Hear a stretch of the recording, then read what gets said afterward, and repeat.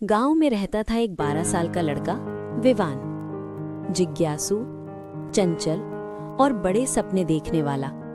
लेकिन एक दिक्कत थी, वो हर मुश्किल काम से डर जाता था।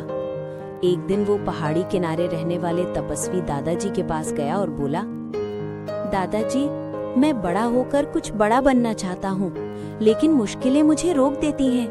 मैं क्या करूँ? दादाजी हल्की मुस्कान, चलो बेटा, तुम्हें एक चीज दिखाता हूँ। तपस्वी दादाजी विवान को जंगल की तरफ ले गए। उनके हाथ में 2 छोटे छोटे बीज थे। पहला बीज उन्होंने नरम मुलायम मिट्टी में बोया, जहाँ पानी आसान था, धूप हल्की थी और कोई खतरा नहीं था। दूसरा बीज उन्होंने पहाड़ी की एक कठोर पथरीली जगह पर लगाया, जहाँ धूप तेज, हवा ज्यादा और मिट्टी बहुत कम थी। दादाजी, विवान, अब रोज इन्हें देखने आना। कुछ ही दिनों में तुम बहुत कुछ सीखोगे। कुछ दिन बाद नरम मिट्टी वाला बीज जल्दी उग गया, हरा भरा, बिना किसी कठिनाई के बढ़ रहा था।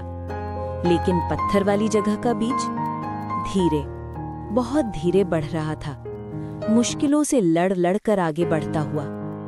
विवान, दादाजी, ये इतना धीमा क्यों है?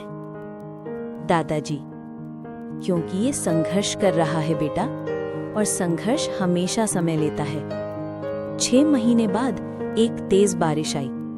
नरम मिट्टी वाला पौधा जमीन ढीली होने की वजह से गिर गया। विवान घबरा गया, अरे ये कैसे गिर गया?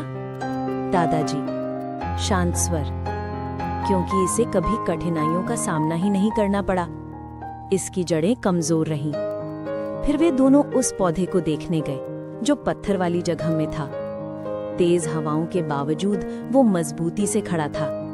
उसकी जड़ें चट्टानों के बीच गहराई तक उतर चुकी थीं। विवान, दादाजी, ये कैसे बच गया?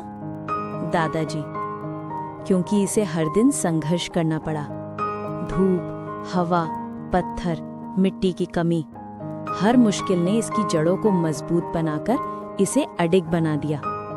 याद रखना बेटा, आसान रास्ते आराम देते हैं, लेकिन कठिन रास्ते ताकत देते हैं।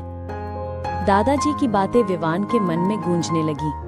उसे समझ आ गया कि सफलता संघर्ष से मिलती है, सुविधा से नहीं। उस दिन के बाद विवान हर कठिनाई का सामना करता गया, सीखता गया और कई साल बाद उसी पौधे की तरह मजबूत, आत्मविश्वासी और सफल बन गया। ऐसी ही और प्रेरक कहानियों के लिए चैनल को सब्सक्राइब करें और बेल आइकन दबाना ना भूलें, ताकि नई कहानियां आप तक सबसे पहले पहुंचे।